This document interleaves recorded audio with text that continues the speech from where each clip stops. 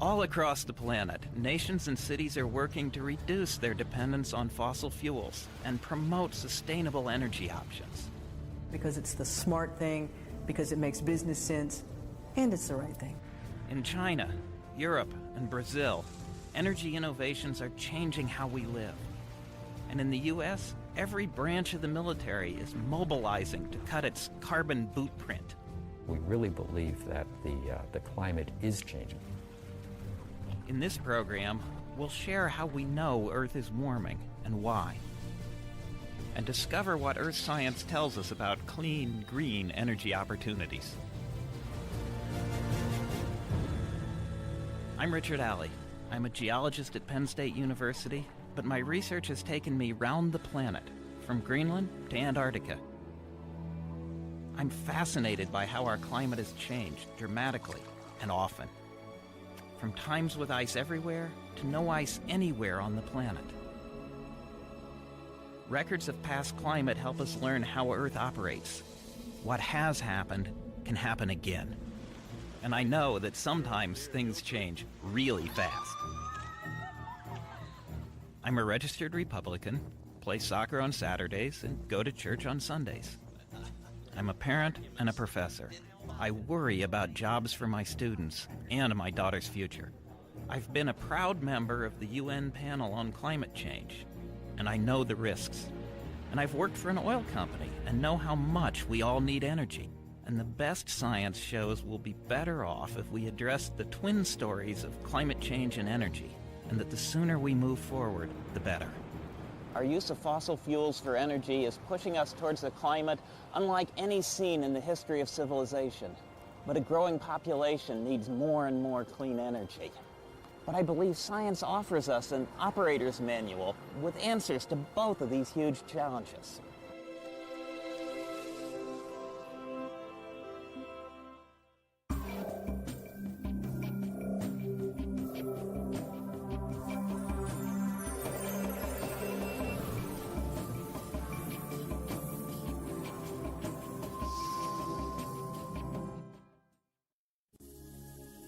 Earth, the Operator's Manual, is made possible by NSF, the National Science Foundation, where discoveries begin.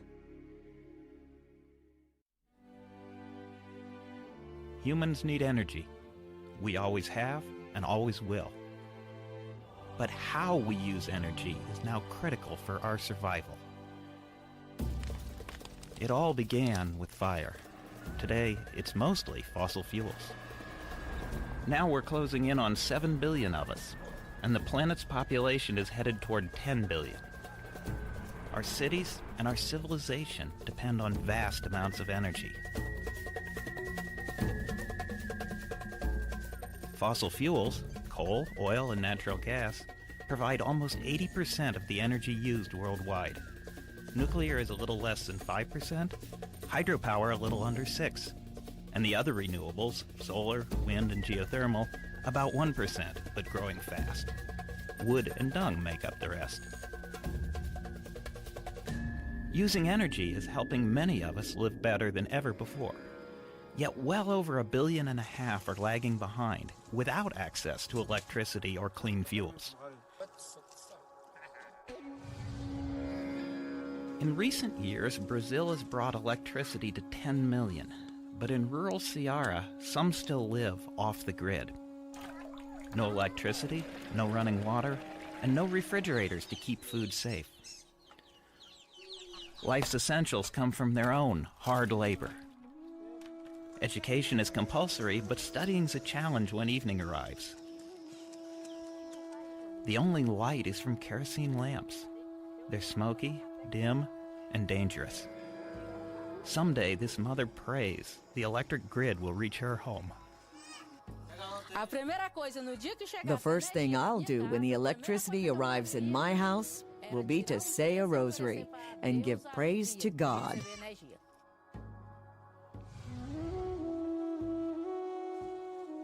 More than half of China's 1.3 billion citizens live in the countryside. Many rural residents still use wood or coal for cooking and heating, although most of China is already on the grid. China has used energy to fuel the development that has brought more than 500 million out of poverty. In village homes, there are flat-screen TVs and air conditioners. By 2030, it's projected that 350 million Chinese, more than the population of the entire United States, will move from the countryside to cities, a trend that's echoed worldwide. Development in Asia, Africa, and South America will mean 3 billion people will start using more and more energy as they escape from poverty. Suppose we make the familiar, if old-fashioned, 100-watt light bulb our unit for comparing energy use. If you're off the grid, your share of your nation's energy will be just a few hundred watts, a few light bulbs. South Americans average about 13 bulbs. For fast-developing China, it's more like 22 bulbs. Europe and Russia, 5,000 watts, 50 bulbs. And North Americans, over 10,000 watts, more than 100 bulbs. Now, let's replace those light bulbs with the actual numbers. Population shown across the bottom, and energy use displayed vertically. Off the grid to the left, North America to the right. If everyone, everywhere, started using energy at the rate North Americans do, the world's energy consumption would more than quadruple. And using fossil fuels, that's clearly unsustainable. No doubt about it, coal, gas, and oil have brought huge benefits. But we're burning through them approximately 1 million times faster than nature saved them for us, and they will run out. What's even worse, the carbon dioxide from our energy system threatens to change the planet in ways that'll make our lives much harder. So why are fossil fuels such a powerful but ultimately problematic source of energy?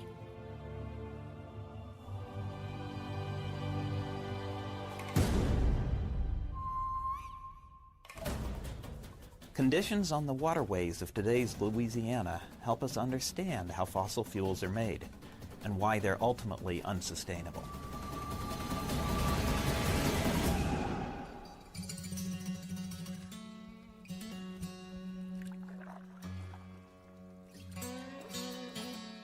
Oil, coal, and natural gas are made from things, mostly plants, that lived and died long ago. It's taken hundreds of millions of years for nature to create enough of the special conditions that save the carbon and energy in plants to form the fossil fuels that we use. Here's how it works.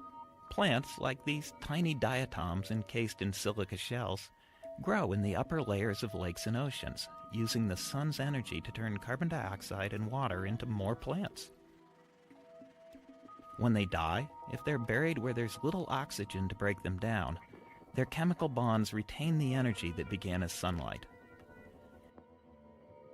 If enough carbon-rich matter is buried deeply enough, for long enough, the Earth's heat and pressure turn it into fossil fuel, concentrating the energy that once fed the growing plants. Vary what goes into Earth's pressure cooker and the temperature, and you end up with the different kinds of fossil fuel. Woody plants make coal. Slimy plants, algae, will give you oil, and both of them give rise to natural gas. The fossil fuels formed over a few 100 million years, and we're burning them over a few 100 years. And if we keep doing that, sooner or later they must run out. But there's a bigger problem with fossil fuels. As we've seen, they're made of carbon primarily. And when you burn them, you add oxygen, and that makes CO2 that goes in the air.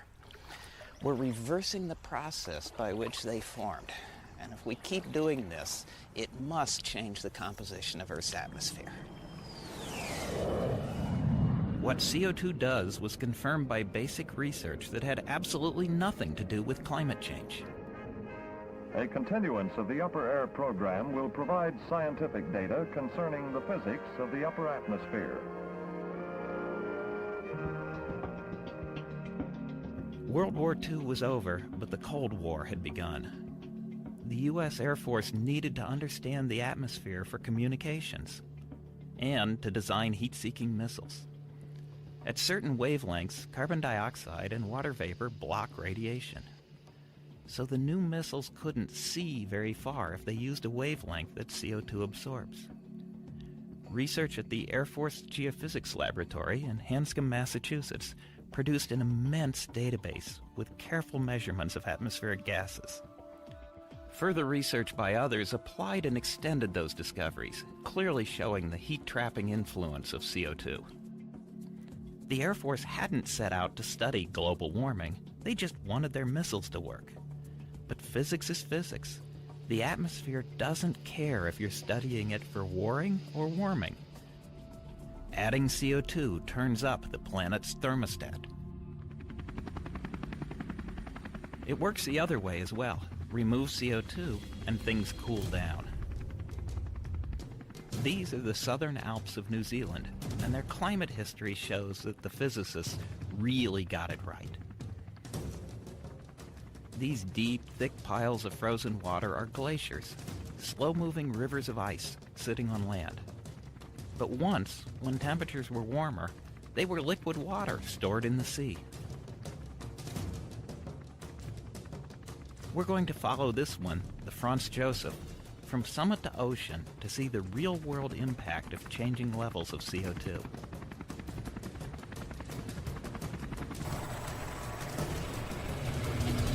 It's beautiful up here on the highest snowfield, but dangers lurk beneath the surface.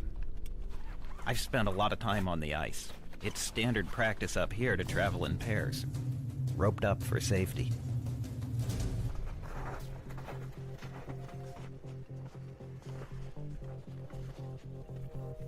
The glacier is fed by something like 6 meters of water a year, maybe 20 meters, 60 feet of snowfall, so really seriously high snowfall. The snow and ice spread under their own weight, and it's headed downhill at something like 1 kilometer a year. When ice is speeding up a lot as it flows towards the coast, it can crack and open great crevasses that give you a view into the guts of the glacier. Man, this is a big one. 10, 20, 30 meters more, 100 feet or more heading down in here, and we can see a whole lot of the structure of the glacier right here. So what we're going to do is just go sit on the edge and then walk backwards and I'll lower you. Tell me when. Okay, roll her around, and down we go.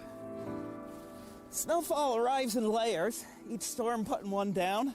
Summer sun heats the snow and makes it look a little bit different than the winter snow, and so you build up a history. In these layers, there's indications of climate, how much it snowed, what the temperature was. And all of this is being buried by more snow. And the weight of that snow squeezes what's beneath it and turns it to ice. And in doing that, it can trap bubbles. And in those bubbles are samples of old air, a record of the composition of the Earth's atmosphere, including how much CO2 was in it, a record of the temperature on the ice sheets, and how much it snowed. Okay. As we'll see, we can open those icy bottles of ancient air and study the history of Earth's atmosphere. This landscape also tells the story of the ice ages and the forces that have shaped Earth's climate. Over the last millions of years, the brightness of the sun doesn't seem to have changed much. But the Earth's orbit and the tilt of its axis have shifted in regular patterns over tens and hundreds of thousands of years. The orbit changes shape, varying how close and far the Earth gets as it orbits the sun each year. Over 41,000 years, the tilt of Earth's axis gets larger and smaller, shifting some of the sunshine from the equator to the poles and back. And our planet has a slight wobble, like a child's top, altering which hemisphere is most directly pointed toward the sun when Earth is closest to it. Over tens of thousands of years, these natural variations shift sunlight around on the planet, and that influences climate. More than 20,000 years ago, decreasing amounts of sunshine in the Arctic allowed great ice sheets to grow across North America and Eurasia, reaching the modern sites of New York and Chicago. Sea level fell as water was locked up on land. Changing currents let the oceans absorb CO2 from the air. That cooled the southern hemisphere, and unleashed the immense power of glaciers such as the Franz Josef, which advanced down this wide valley, filling it with deep, thick ice. Now, we're flying over today's coastline, where giant boulders are leftovers from that last ice age.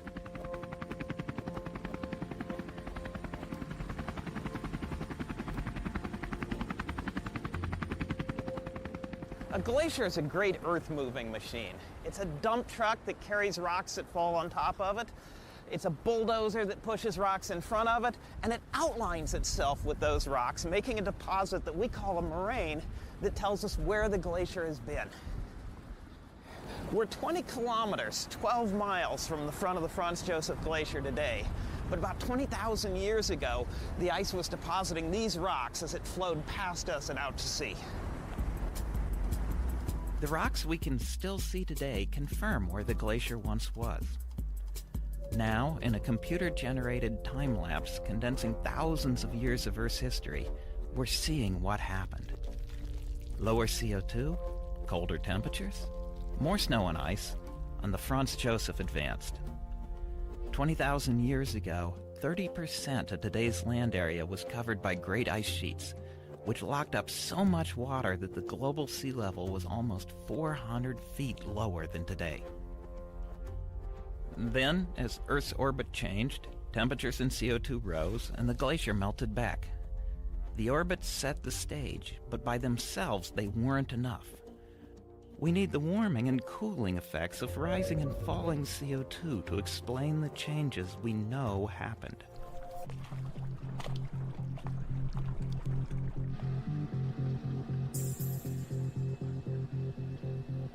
Today, atmospheric CO2 is increasing still more, temperatures are rising, and glaciers and ice sheets are melting.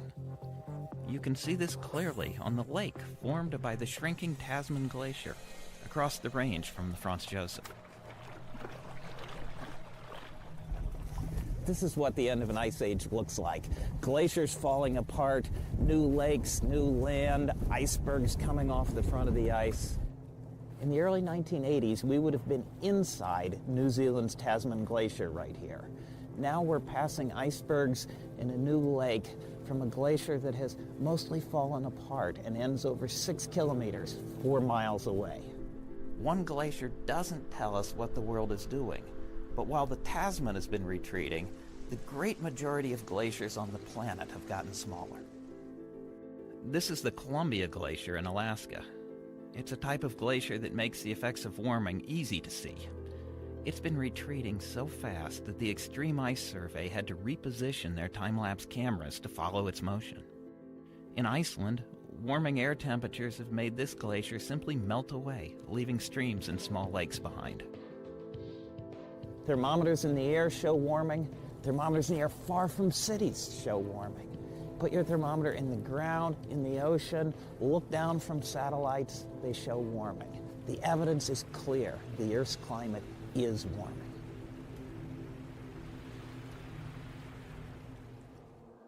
This frozen library, the National Ice Core Lab in Denver, Colorado, has ice from all over, kept at minus 35 degrees. The oldest core here goes back some 400,000 years. Here, really ancient ice from Greenland in the north and Antarctica in the south reveals Earth's climate history. Let's see what cores like this can tell us.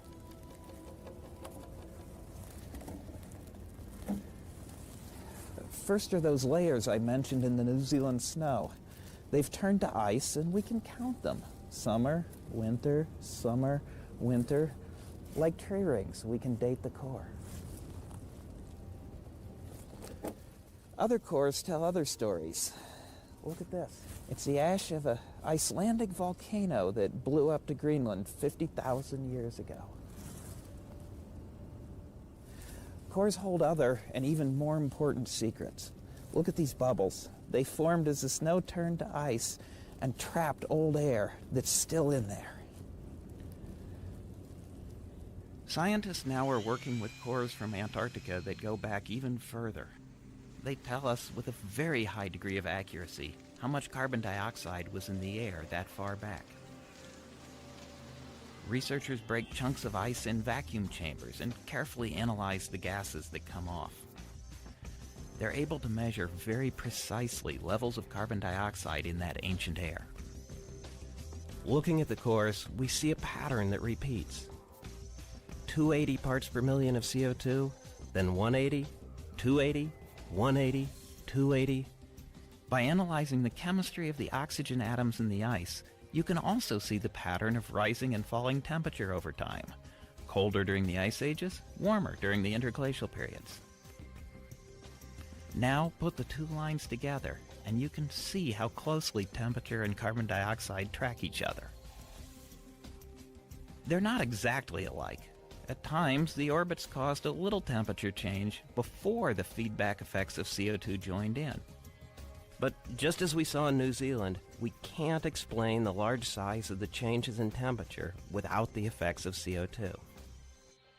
This is the signature of natural variation. The cycle of the ice age is driven by changes in Earth's orbit, with no human involvement. But here's where we are today. In just 250 years, since the Industrial Revolution, we've blown past 380 with no sign of slowing down.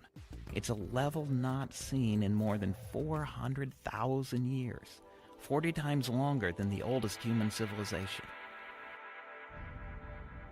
So physics and chemistry tell us that adding carbon dioxide to the atmosphere warms things up. And Earth's climate history shows us there will be impacts, from melting ice sheets to rising sea level. But how do we know with equal certainty that it's not just more natural variation, that humans are the source of the increasing CO2? When we look at a landscape like this one, we know immediately that volcanoes put out all sorts of interesting things, and that includes CO2. So how do we know that the rise of CO2 in the atmosphere that we see comes from our burning of fossil fuels and not from something that the volcanoes have done? Well, the first step in the problem is just bookkeeping. We measure how much CO2 comes out of the volcanoes. We measure how much CO2 comes out of our smokestacks and tailpipes. The natural source is small. Humans are putting out 50 to 100 times more CO2 than the natural volcanic source. We can then ask the air whether our bookkeeping is right, and the air says that it is. Volcanoes make CO2 by melting rocks to release the CO2. They don't burn, and they don't use oxygen. But burning fossil fuels does use oxygen when it makes CO2. We see that the rise in CO2 goes with a fall of oxygen, which says that the rising CO2 comes from burning something. We can then ask the carbon in the rising CO2 where it came from. Carbon comes in three flavors. The lightweight, carbon-12, which is especially common in plants. The medium weight, carbon-13, which is a little more common in the gases coming out of volcanoes. And the heavyweight, carbon-14.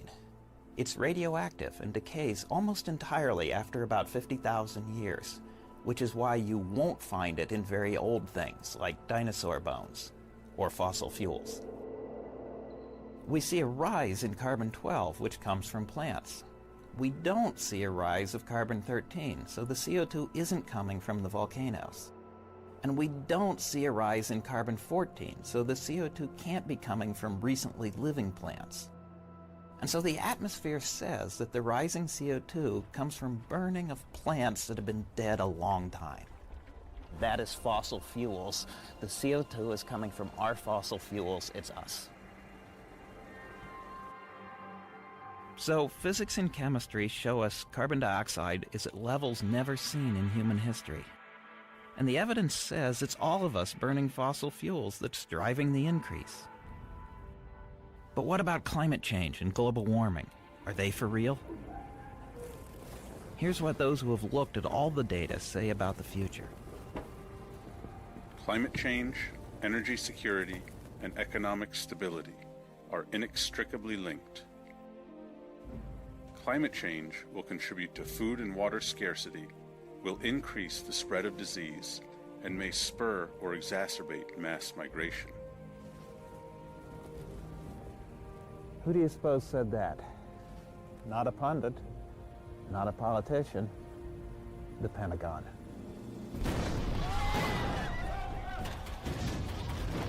These war games at Fort Irwin, California provide realistic training to keep our soldiers safe. The purpose of the Pentagon's Quadrennial Defense Review, the QDR, is to keep the nation safe. The review covers military strategies for an uncertain world. The Pentagon has to think long-term and be ready for all contingencies.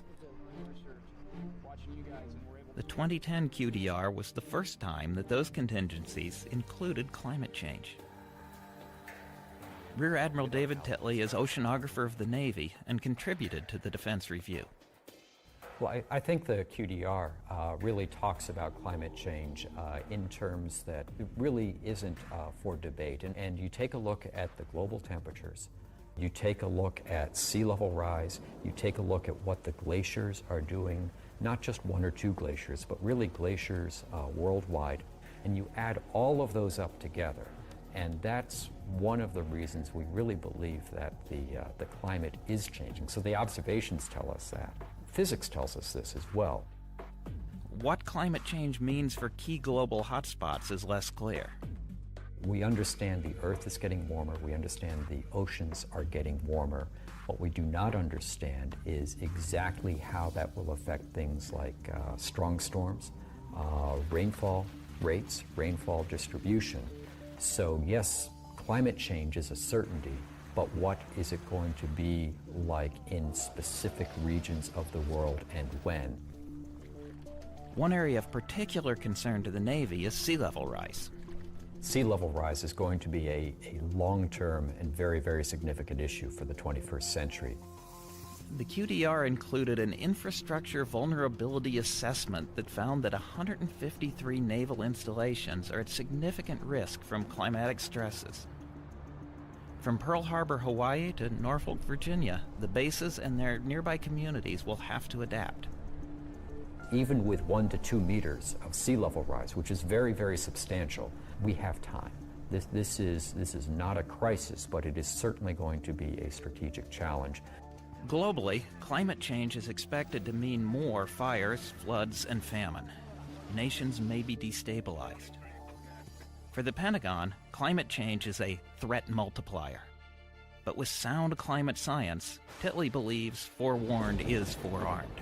The good thing is the science is advanced enough in oceanography, glaciology, meteorology, that we have some skill at some time frames of predicting this. And if we choose to use those projections, we can, in fact, by our behavior, alter the future in our favor. Titley and the Pentagon think the facts are in. Climate change is happening, and there is very, very strong evidence that a large part of this is, in fact, man-made. Aid with some of the CASEVAC. The military is America's single largest user of energy, and it recognizes that its use of fossil fuels has to change. The Pentagon uses 300,000 barrels of oil each day. That's more than 12 million gallons. An armored Humvee gets 4 miles to the gallon. At full speed, an Abrams battle tank uses 4 gallons to the mile. And it can cost as much as $400 a gallon to get gas to some remote bases in Afghanistan. Fort Irwin is a test bed to see if the Army can operate just as effectively while using less fossil fuel and more renewables. And it's not just Fort Irwin and the Army. At Camp Pendleton, Marines were trained on an energy-saving, experimental forward operating base that deployed with them to Afghanistan. Before any equipment goes into theater, we want Marines to get trained on it. So what are some of the things that we could take hold of right away and make sure that we can make a difference for the warfighter downrange? They test out different kinds of portable solar power units. They also practice how to purify stagnant water and make it drinkable. The Army and Marines both want to minimize the number of convoys trucking in fuel and water. A report for the Army found that in 5 years, more than 3,000 service members had been killed or wounded in supply convoys. And if you've got Marines guarding that convoy, and God forbid it get hit by an IED, then what are the wounded, what are the deaths involved in that, and really, are we really utilizing those Marines and that capability the way we should? Generators used to keep accommodations livable and computers running are also major gas guzzlers. Right now what we're doing is putting up a power shade. It has flexible solar panels on the top and gives us enough power to run small electronics such as lighting systems and laptop computers. It also provides shade over the tent structure. Experimenting with this equipment in Africa proved that it could reduce the internal temperature of the tent 7 to 10 degrees. Plug them in. All the LED lights in the entire tent use just 91 watts, less than one single old-fashioned incandescent bulb. It's a no-brainer when it comes to efficiency.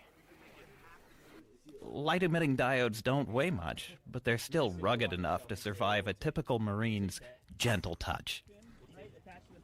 When we put something into a military application and they beat it up, it's ruggedized. It's ready for the worst that the world can take. And so one thing that people say is if the military has used this thing and they trust it, then maybe it's okay for my backyard. Renewable energy will also play an important role at sea and in the air. The Navy's Macon Island is an amphibious assault ship with jump jets, helicopters, and landing craft. It's the first vessel to have both gas turbines and a hybrid electric drive, which it can use for 75% of its time at sea. This Prius of the ocean cut fuel costs by $2 million on its maiden voyage. By 2016, the Navy plans to have what it calls a Great Green Fleet, a complete carrier group running on renewable fuels with nuclear ships, hybrid electric surface vessels, and aircraft flying only biofuels. By 2020, the goal is to cut usage of fossil fuels by 50%. Once deployed in Afghanistan, the XFOB cut down on gas used in generators by over 80%. In the past, the Pentagon's innovations in computers, GPS, and radar have spun off into civilian life. In the future, the military's use of renewable energy can reduce dependence on foreign oil, increase operational security, and save lives and money. A lot of the times it is a culture change more than anything else. And the Department of Defense over the years has proved time and time again that it can lead the way in that culture change. If the U.S. military is the largest user of energy in America, China is now the largest consumer on the planet. At 1.3 billion, China has a population about 4 times larger than the U.S.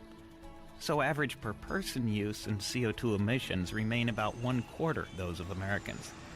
But like the U.S. military, China is moving ahead full speed on multiple different sustainable energy options. And it pretty much has to. Cities are congested, the air is polluted, continued rapid growth using old technologies seems unsustainable. This meeting in Beijing brought together mayors from all over China, executives from state-owned enterprises, and international representatives. The organizer was a U.S.-Chinese NGO headed by Peggy Liu. Over 20 years, we're going to have 350 million people moving into cities in China. And we're going to be building 50,000 new skyscrapers, the equivalent of 10 Manhattans, 170 new mass transit systems. I mean, it's just incredible, incredible scale. This massive, rapid growth comes with a high environmental cost. They recognize that they're spending as much as 6% of their gross domestic product on environmental issues.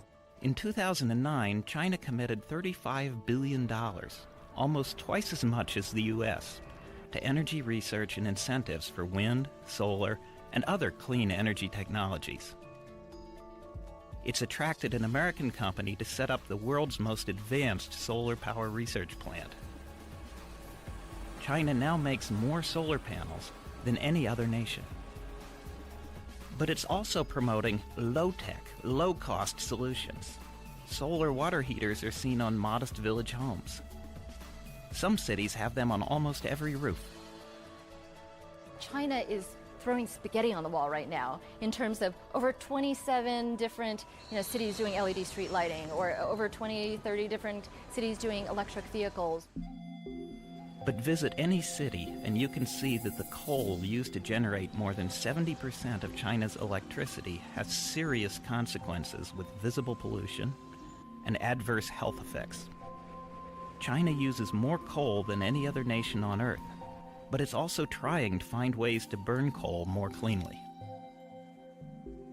In 3 years, 2006 to 2009, while China was building one new coal-fired power plant a week, it also shut down inefficient coal plants. So, it's out with the old and in with the new, and they're really trying hard to invent new models. This pilot plant, designed for carbon capture and sequestration, was rushed to completion in time for Shanghai's 2010 World Expo.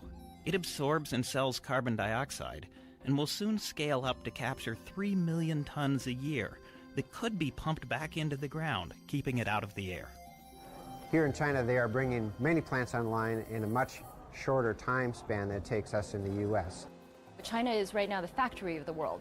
What we'd like to do is turn it into the clean tech laboratory of the world. If nations choose to pay the price, burning coal with carbon capture can offer the world a temporary bridge until renewables come to scale. China's going to come up with the clean energy solutions that are cost-effective and can be deployed at large scale. In other words, solutions that everybody around the world wants. Can low-carbon solutions really give us enough energy to power the planet and a growing population? Let's put some numbers on how much energy we can get from non-fossil fuel renewables. Today, all humans everywhere on Earth use about 15.7 terawatts of energy. That's a big number. In watts, that's 157 followed by 11 zeros. Or 157 billion of those 100-watt light bulbs we used as a reference. To show what's possible, let's see if we can get to 15.7 terawatts using only renewable energy. I'm here in the Algodones Dunes near Yuma, Arizona. The Guinness Book of Records says it's the sunniest place in the world. There's barely a cloud in the daytime sky for roughly 90% of the year. 0.01%. 1/100th of 1%. If we could collect that much of the sun's energy reaching the Earth, it would be more than all human use today. Today's technologies have made a start. This was the world's first commercial power station to use a tower to harvest concentrated solar energy. Near Seville, Spain, 624 mirrors stretch over an area of more than 135 acres, beaming back sunlight to a tower nearly 400 feet high. Intense heat produces steam that drives a turbine, which generates electricity. When completed, this one facility will be able to power 200,000 homes, enough to supply the entire nearby city of Seville.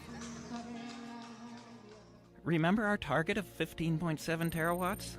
Well, the sun delivers 173,000 terawatts to the top of Earth's atmosphere, 11,000 times current human use. No way we can capture all of that potential energy at Earth's surface, but the deserts of America's Southwest, with today's technology, have enough suitable land to supply 80% of the entire planet's current use. Of course, there's one big problem with solar power: night.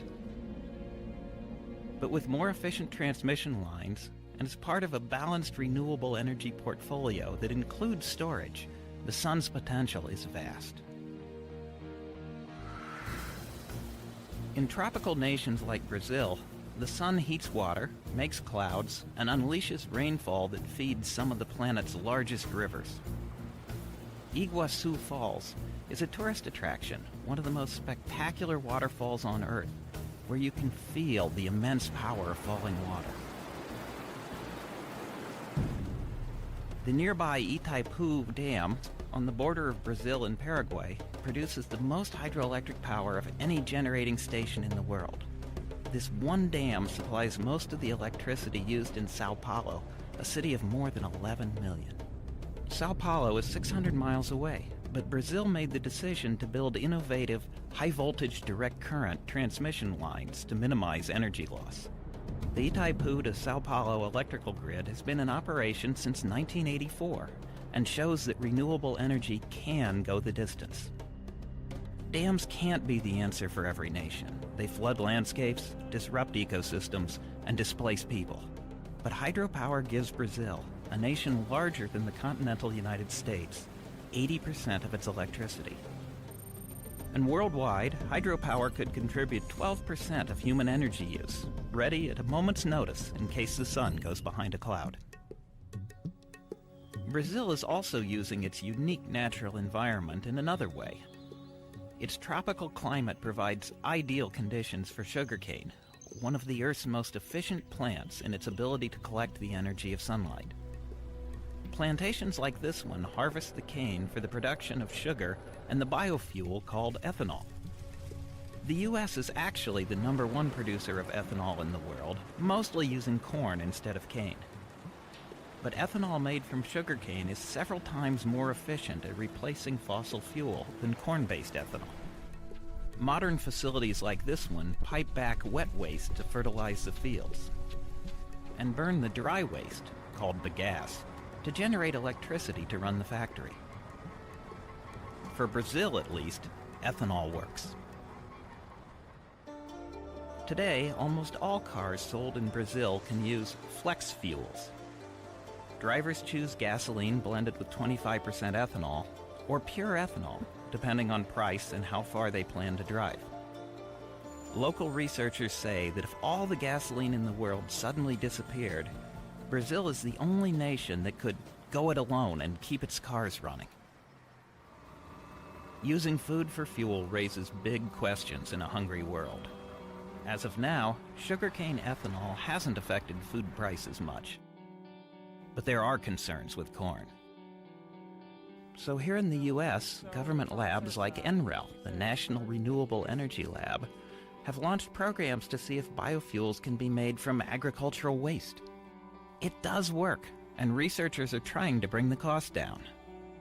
So with plants capturing roughly 11 times human energy use, they're a growing opportunity.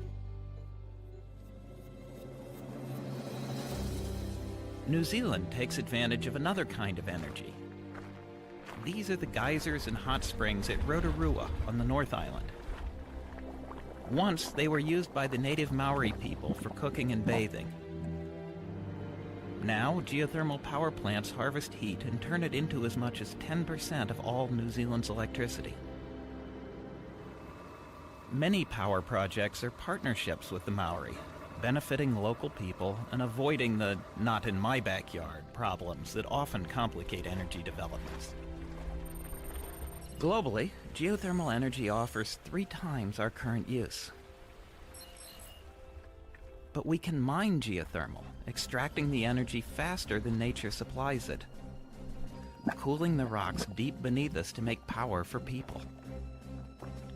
This energy exists even where you don't see geysers and mud pots, so it can be extracted without harming these natural wonders. A study by MIT showed that the accessible hot rocks beneath the United States contain enough energy to run the country for 130,000 years. And like hydroelectric, geothermal can provide peaking power, ready to go at a moment's notice if the sun doesn't shine and the wind doesn't blow. Mining energy from deep, hot rocks is a relatively new technology, but people have been using windmills for centuries.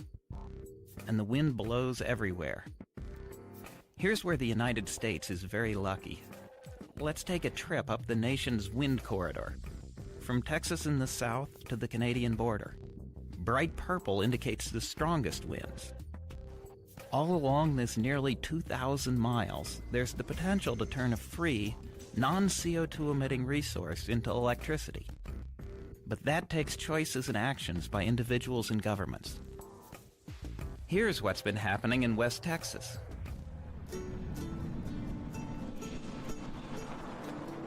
It's a land of ranches and farms, and Of course, oil rigs and pump jacks.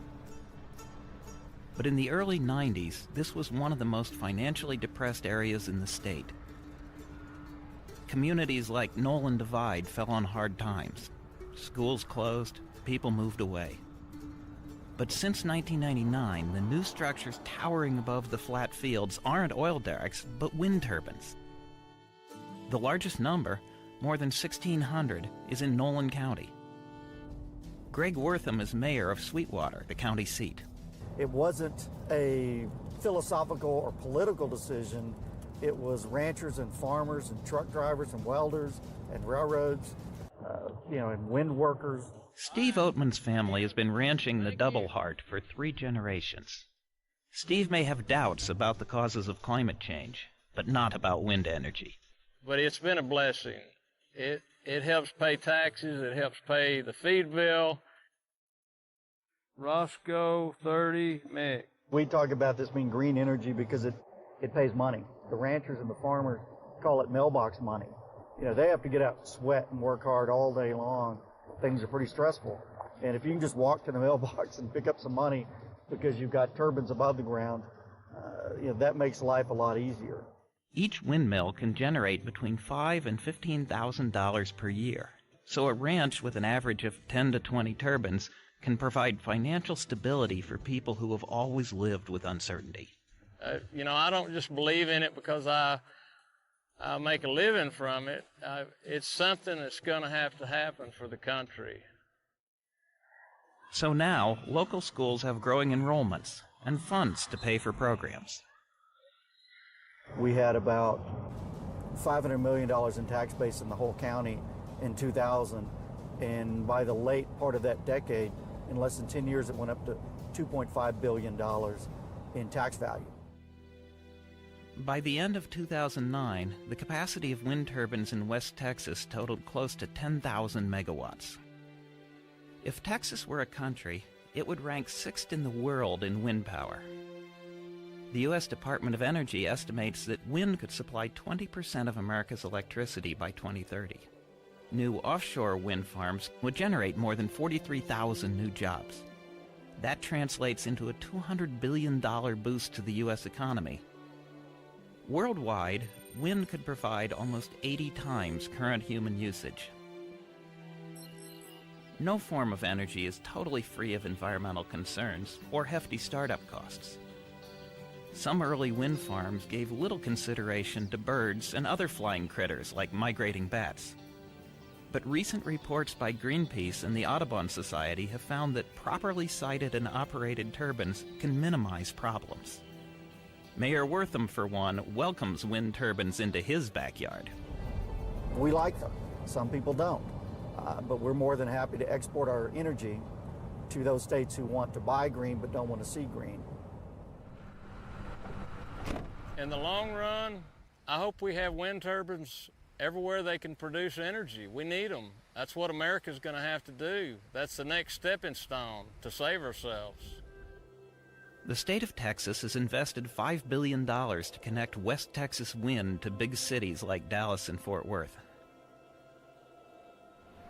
Farther south is Houston, one of the most energy-hungry cities in the country.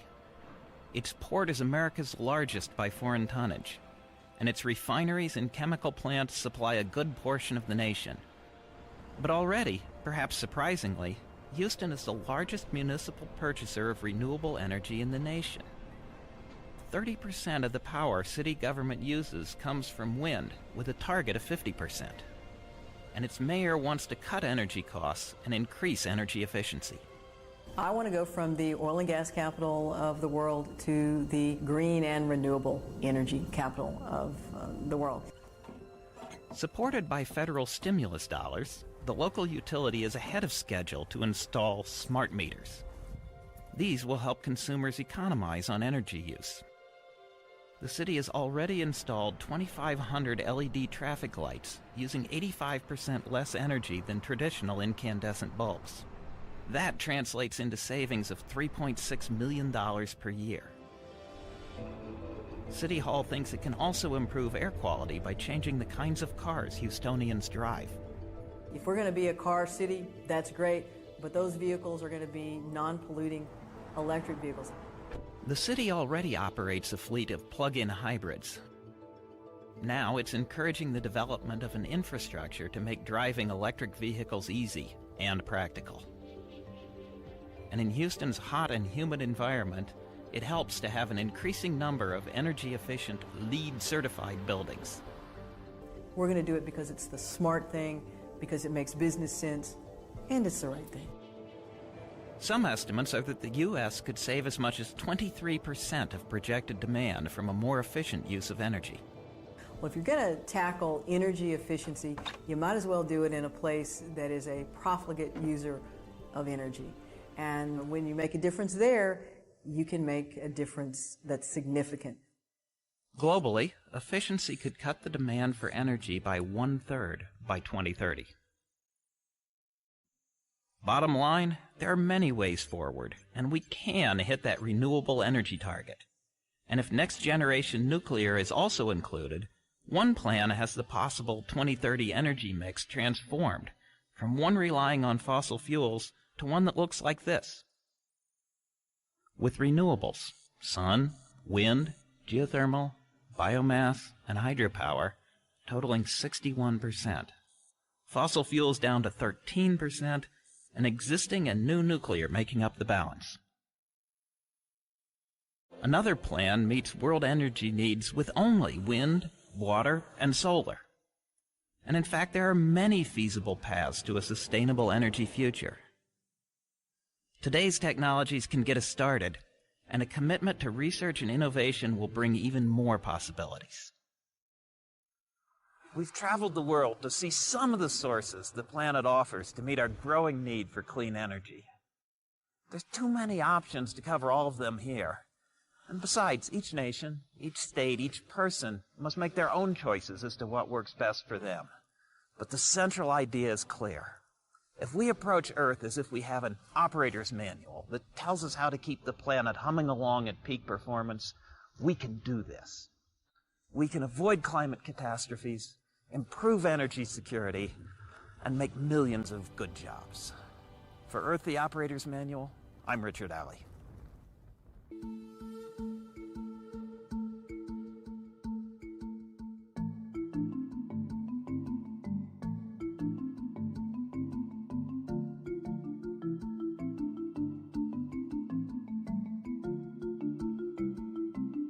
For the annotated illustrated script, with links to information on climate change and sustainable energy, web-exclusive videos, educator resources, and much more, visit pbs.org.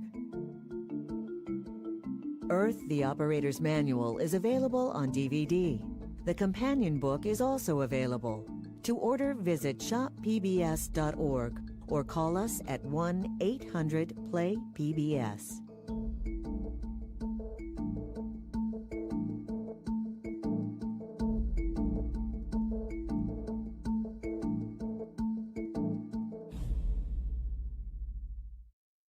When the settlers first came to America, the forests were so thick that you could barely see the sky. But a growing population cleared land for farming and burned wood to make charcoal. Soon the East Coast forests disappeared. But it's possible to use trees sustainably. In Brazil, in a town named Carbanita, a local cooperative harvests fast-growing eucalyptus to feed their charcoal furnaces. Close by, an international steelmaker plants vast areas of trees. One Brazilian environmentalist claims his nation's entire steel industry could offset all manufacturing emissions by growing eucalyptus to capture carbon dioxide. If we marry lessons from the past to practices designed for a sustainable future, Earth's forests and our planet can survive and thrive. Almost 2,000 years ago, the first emperor of China created an army of terracotta warriors to guard him in the afterlife. The bodies were mass-produced, but skilled craftsmen gave the faces personality.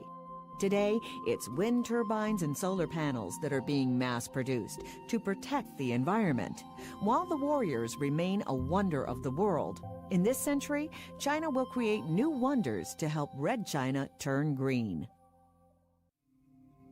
We're used to looking at Earth from space and marveling at its beauty. But we need to understand the natural forces that shape our planet to protect that beauty from the effects of how we use energy. As the sun warms Earth, it sets air into motion. And we've begun to harvest the wind.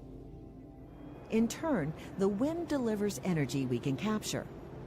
Tides sweep in, and new machines are being built to harness their daily ebb and flow.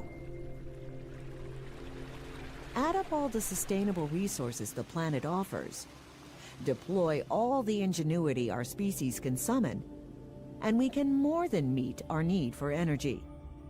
If we look at our planet with eyes informed by science, and with the respect its beauty demands, and with the insights of an operator's manual.